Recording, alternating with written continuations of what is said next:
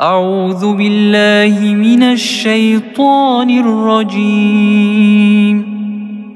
الله لا إله إلا هو الحي القيوم لا تأخذه سنة ولا نوم له ما في السماوات وما في الأرض من ذا الذي يشفع عنده إلا بإذنه يعلم ما بين أيديهم وما خلفهم ولا يحيطون بشيء من علمه إلا بما شاء وسع كرسيه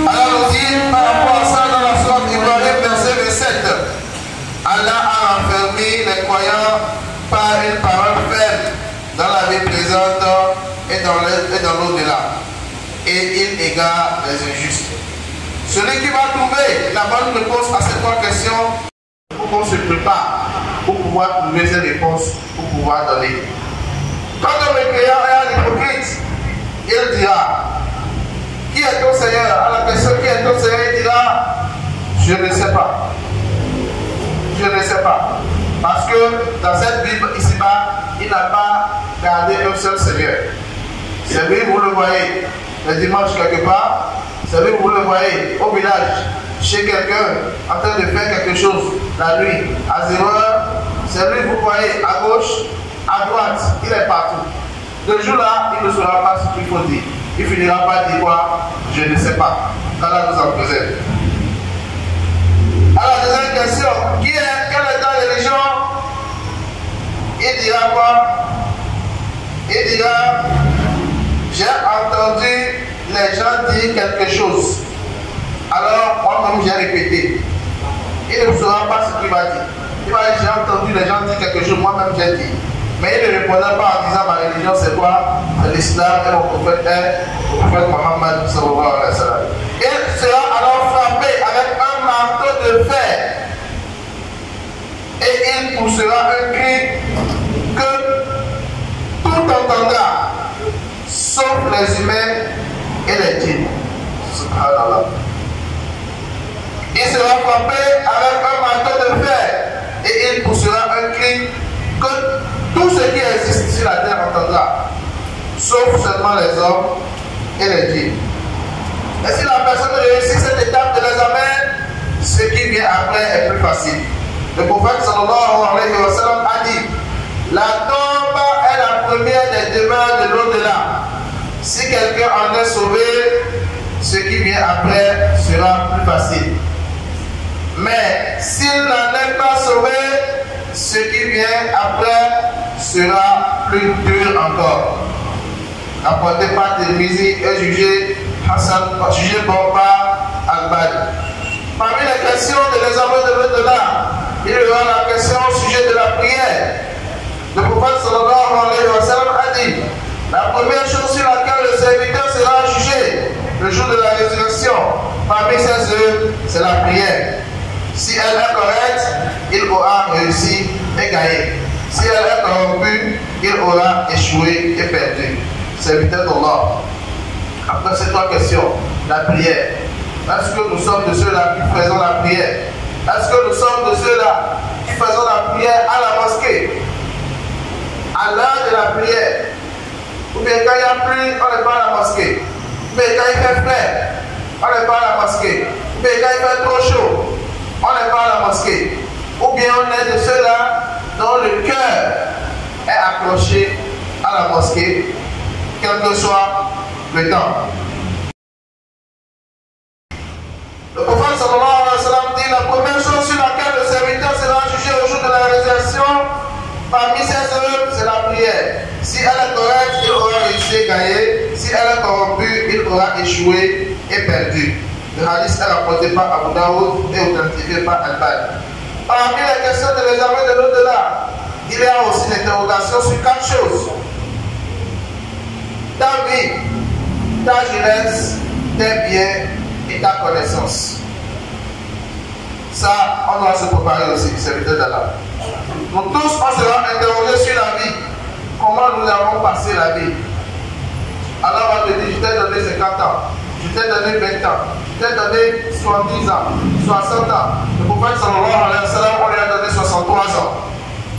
Et lui-même, il a dit, ma communauté, le temps de ma communauté, c'est 60. 60, c'est la moyenne. Donc quand tu es à 60 et tu augmentes, c'est le bonus. Il y a alhamdulillah. Toi qui t'approches, tu n'es pas loin également. Et n'oublions pas qu'il n'y a pas un temps. Le nouveau-né peut partir. Le bébé peut partir. L'enfant peut partir. Le jeune adolescent peut partir. Comme également l'adulte également. C'est pour cela que nous devons nous apprêter à ces 4 questions. Sur ta vie, comment as-tu passé ta vie? Est-ce que tu as passé ta vie en souvenir de ton Créateur ou bien tu l'as passé comme tu veux? Tu as laissé le temps passer. Surtout ces temps-ci, nous sommes en période de vacances. Beaucoup de gens, aujourd'hui, c'est le temps de distraction. On dit les vacances, c'est les distractions. On occupe les enfants pendant l'année scolaire, on les occupe aussi pendant les vacances à se distraire. Mais on ne les occupe pas à l'apprentissage de leur religion. Pendant l'école, on dit c'est l'école. Mon enfant n'a pas le temps de prier. Mon enfant va à l'école à 7h, mon enfant revient à 18h, à 19h. Il n'a pas le temps de faire la prière des eaux, il n'a pas le temps de faire la prière des hanches. À 19h, il rentre aussi, il est fatigué, il n'a pas le temps de faire un game. Mais on est prêt quand l'enfant ne travaille pas, on est prêt pour le soutenir. On se fâche quand l'enfant n'apprend pas les leçons. On se fâche quand l'élève n'amène pas, l'enfant n'amène pas une bonne note. Mais on ne se fâche jamais si cet enfant-là ne prie pas.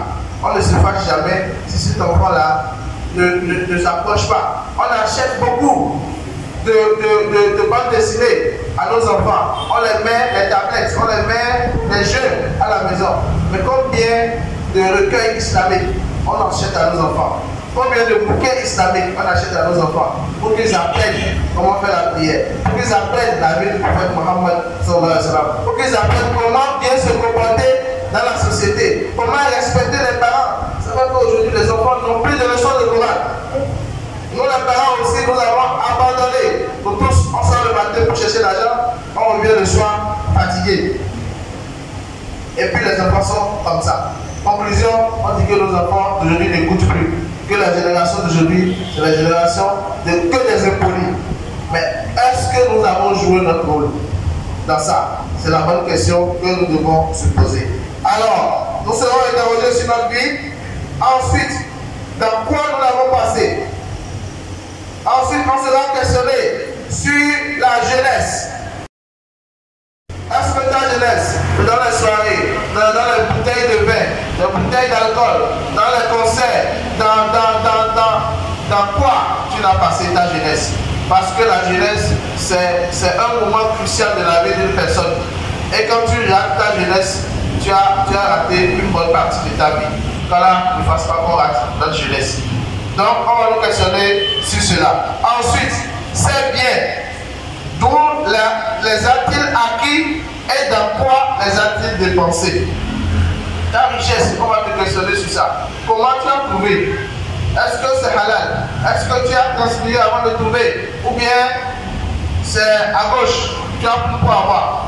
Maintenant, quand tu as trouvé, comment tu as dépensé? On va te questionner sur ça. Donc, si tu as la bonne réponse, c'est quoi? C'est celui qui a souffert pour trouver et qui a dépensé sur le bon chemin, c'est lui qui a gagné. Celui qui a souffert pour trouver, son argent est propre, mais s'il a mal dépensé, il a des problèmes. On va lui demander sur comment il a dépensé. Est-ce que tu nourris les pauvres? Est-ce que tu aides les orphelins? Est-ce que tu penses à tes parents? Est-ce que, ou bien tu dilapides? Si c'est anniversaire, tu dépenses. Mais les enseignants que tu prends même pour tes enfants, tu ne les payes pas. Les oustaz, tu ne les connais pas. Ta richesse, dans quoi tu l'as dépensé? On va te poser la question sur ça. qu'Allah nous facilite. Et comment l'as-tu gagné? Donc si tu l'as gagné de mauvaise façon, là, tout ce que tu vas faire avec, même si c'est de bon, Allah ne regarde pas. Parce que la source déjà est mauvaise. Donc il y a trois choses. Il a dit, si la source de ta richesse est bonne et que tu dépenses bien aussi sur le sentier de Dieu, tu as gagné. tu prends soin de ta famille, tu aides les gens, donc ton argent te sert à t'épanouir. Là, c'est ce qu'on veut. Mais si ta source est bonne et que tu dépenses autrement, tu seras questionné sur comment tu l'as dépensé. Maintenant, si la source est mauvaise, alors là, tu as déjà tout perdu. Donc, à la place que nous cherchons le halal et nous quittons derrière le haram. Enfin, on va nous questionner sur la science, la connaissance. Qu'as-tu fait de ce que tu connaissais? Est-ce que tu as partagé? Est-ce que tu enseignes à ta femme? Est-ce que tu enseignes à tes enfants? Parce que la connaissance commence de là. Toi qui connais, ce n'est pas forcément un stage, non. Tout ce que tu connais, chaque fois que tu viens à la mosquée, chaque fois que vous écoutez les prêches, on fait même les photocopies, il y a les supports, où il y a tout ce qu'on dit, il y a les hadiths, il y a les tests. Est-ce que vous partagez à la maison? Pour que toute la maison soit au même niveau d'information. Ou bien c'est toi seul qui nourrit ta foi et tu t'en fiches de tes frères qui sont à la maison. Tu t'en fiches de tes amis. Parce que la vraie connaissance, c'est la connaissance qu'on partage. Une connaissance que tu gardes pour toi n'est pas une connaissance, elle n'est pas utile. C'est pour ça que le prophète Mohammed sallallahu alayhi wa sallam dit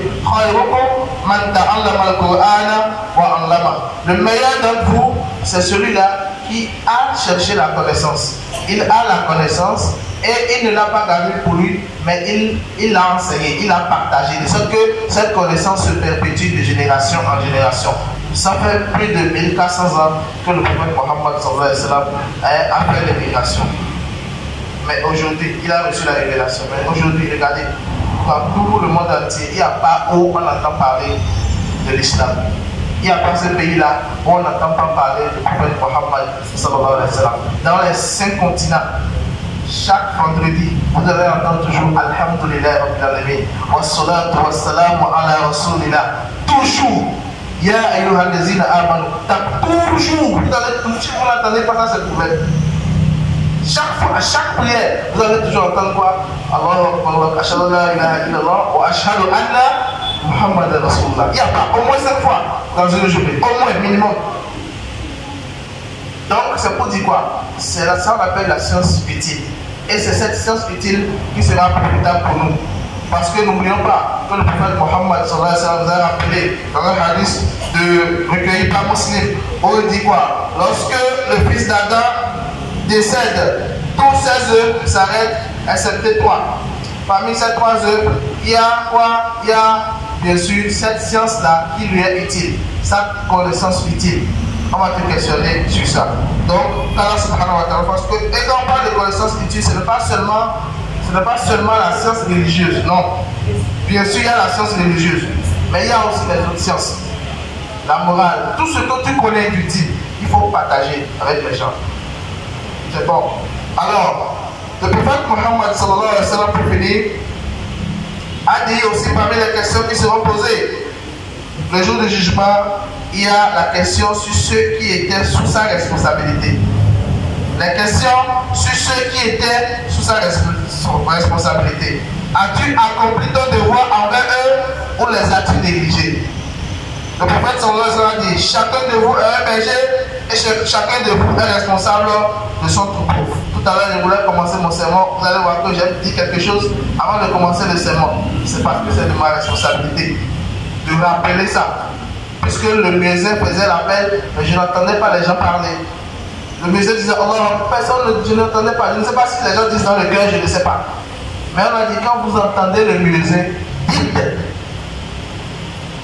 Donc l'imam est responsable de quoi? De ceux qui sont sous sa charge. L'homme est un berger dans sa famille et il est responsable de sa famille.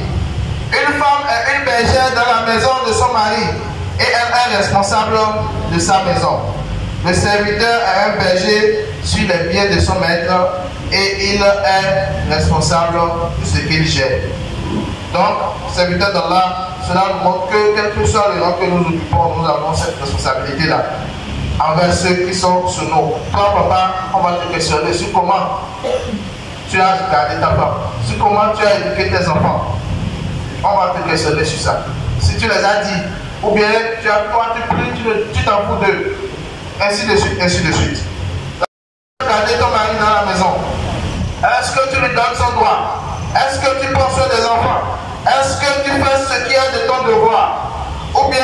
tout ce qui est pour ton mari. Tu prends, tu dilapides. Ton mari fait le ravitaillement, il l'amène. Quand il n'est pas là, tu fais comme tu veux. Et après, tu le crées toujours des problèmes. Ou bien quand il n'est pas là, tu amènes les gens qui n'aiment pas dans sa maison. Quand tu sais qu'il y a des gens que ton mari ne fréquente pas ou il ne veut pas, tu ne dois pas amener ça, les amener même s'il n'est pas là derrière lui. Tu es responsable de ta maison et tu dois y veiller. On va te questionner sur comment tu as géré la maison.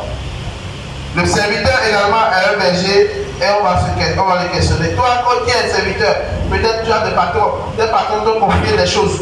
C'est toi de son bras droit. C'est toi qui es responsable de ci, de ça. On te confie des choses. Il faut savoir que tu es responsable de ça. Et tu dois rendre compte à Allah subhanahu wa ta'ala de comment tu as géré ce qu'on t'a confié, Inch'Allah. Donc, serviteur d'Allah, on va s'arrêter là, Inch'Allah. C'est pour nous dire simplement que nous devons nous préparer, Inch'Allah ta'ala. Nous sommes bientôt à la fin de l'année hégirienne. D'ici la semaine prochaine, d'ici vendredi, on sera déjà dans un nouveau mois. Nouveau mois de l'année 1447. Donc c'est le moment pour nous de faire le bilan, de profiter également et de profiter de ces vacances pour bien occuper nos enfants.